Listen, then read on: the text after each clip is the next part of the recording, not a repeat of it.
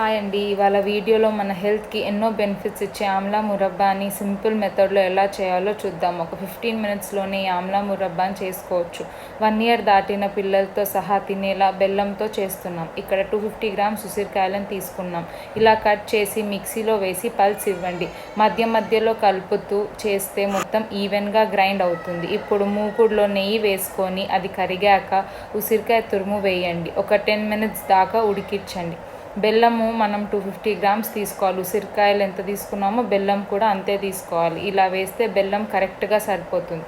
ఒక 10 మినిట్స్ అయ్యాక హల్వా లాగా దగ్గరకు వస్తుంది. అప్పుడు కొంచెం ఒక స్పూన్ యాలకుల పొడి వేసుకొని ఒక 2-3 మినిట్స్ దాకా అలా మొత్తం మిక్స్ చేసి ఆఫ్ చేయండి.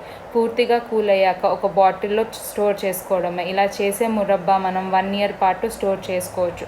ఈ సీజన్లో వచ్చే ఉసిరికాయలతో ఇలా ఒకసారి ట్రై చేయండి. పిల్లలు కూడా చాలా ఇష్టంగా తింటారు.